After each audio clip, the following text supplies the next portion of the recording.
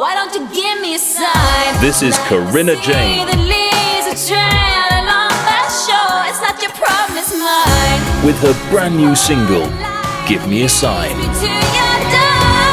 While the world still spins, As featured on BBC Introducing. it's just the way it's gotta be. Give me a sign about the things that we don't know. Why don't you give me a sign? Corinna Jane, Give Me a Sign. Out now. It's not your problem, it's mine.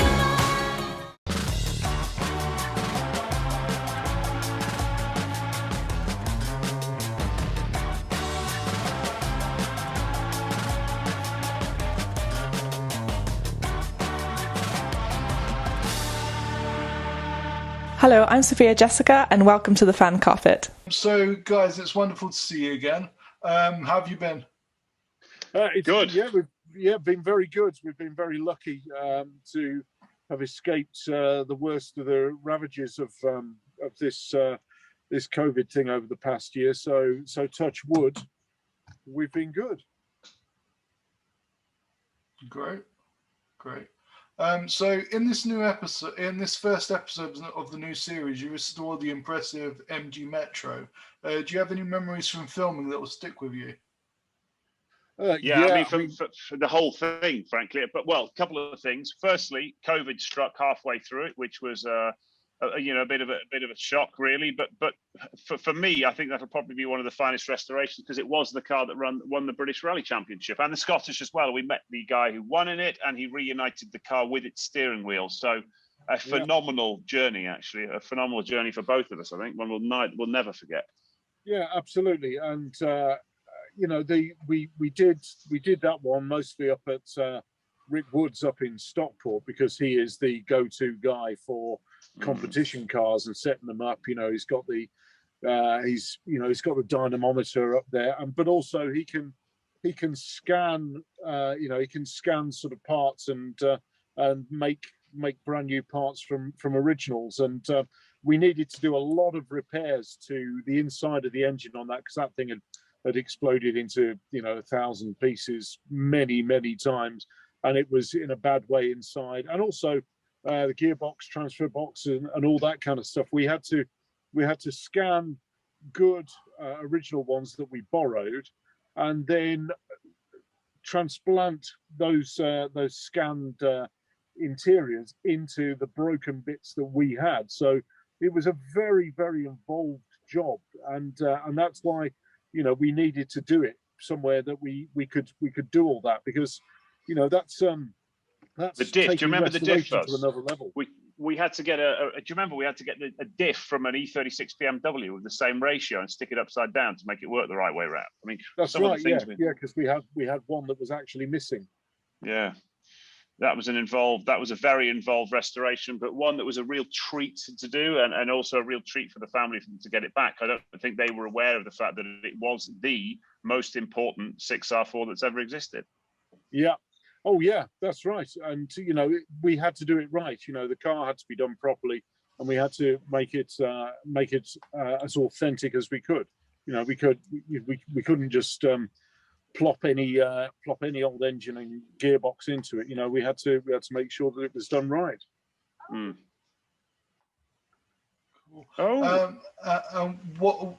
What have you found to be the most challenging restoration? The most challenging restoration, probably one of the most difficult was the Bedford HA ice cream van that we did, because that was in a really dreadful state. We had to strap the front and rear axles together so they literally didn't pull into two while we were trying to extract it from where it was. And it was very involved. Couldn't get any parts for it. So we really had to push the skills of our team in the workshop to actually get that done. But they did a magnificent job, and it looked absolutely superb now. Yeah, awesome. Some 3D printing going on.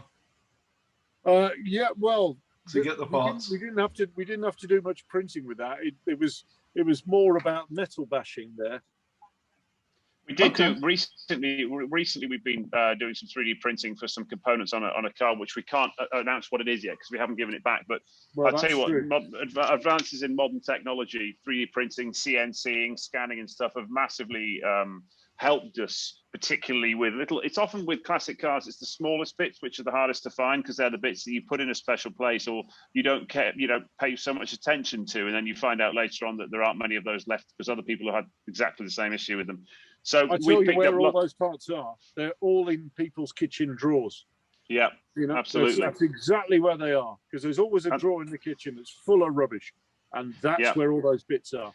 And people look at them and go, they don't know quite what they are, so they discard them or I'll put that somewhere special. But that's the thing, plastic, 3D printing and scanning and all that stuff has really helped us out there. So we've made some new friends in the technology world across the UK who have come to our rescue, making a few components that, regardless of lockdown, they're still hard to come by. So we've been saved a few times, but not in episodes. I don't think that 3D printing for us. Did we do anything in any of the other 8 we've just done?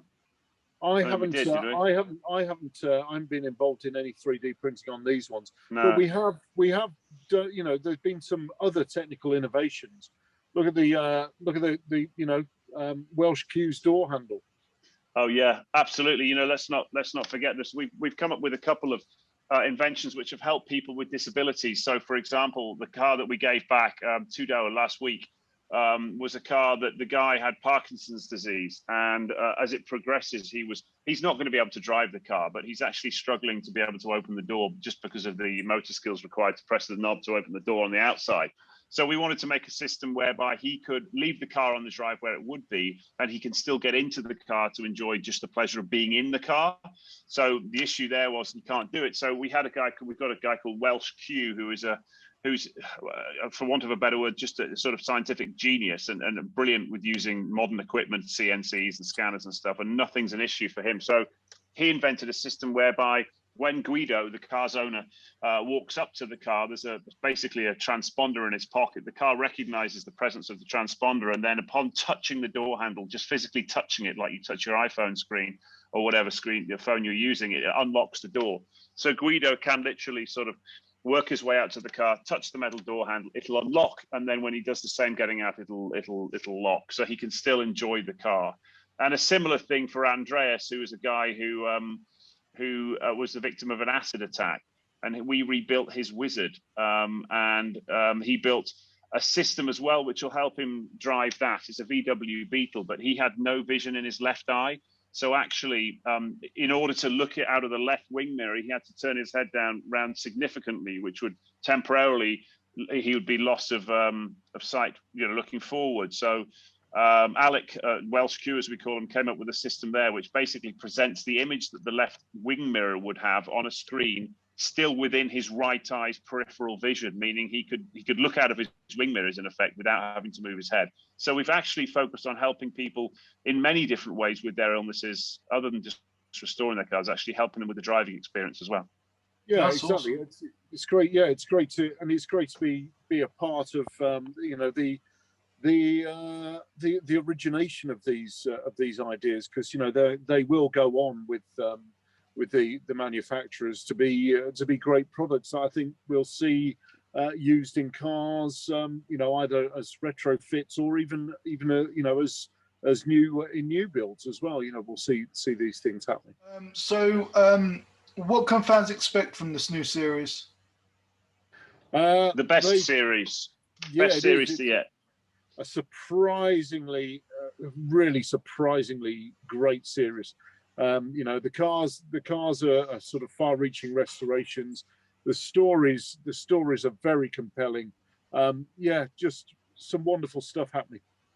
And we've all had enough of COVID. COVID is something we all wish would go away. Well, if you want a bit of escapism, watch Car S.O.S, because you won't watch it and go, that show reeks of masks and COVID.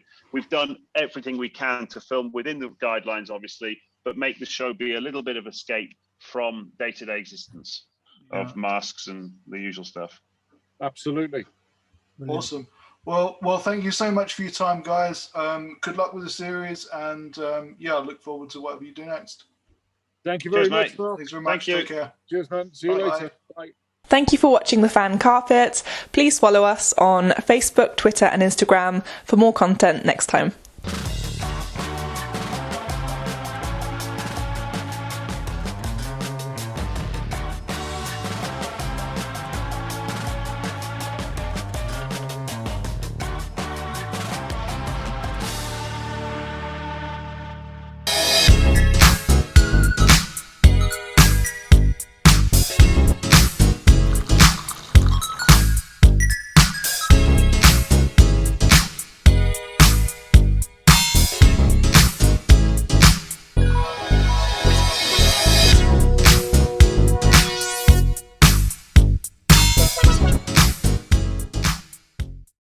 I'm here on the largest of the Balearic Islands, Mallorca, with the turquoise waters of the Mediterranean Sea, beautiful mountainous landscape, the thriving city of Palma, quaint little market towns, a growing number of luxury hotels. It's no surprise that the likes of Audrey Hepburn and Elizabeth Taylor like to holiday here. So come and join me as I take you around Mallorca.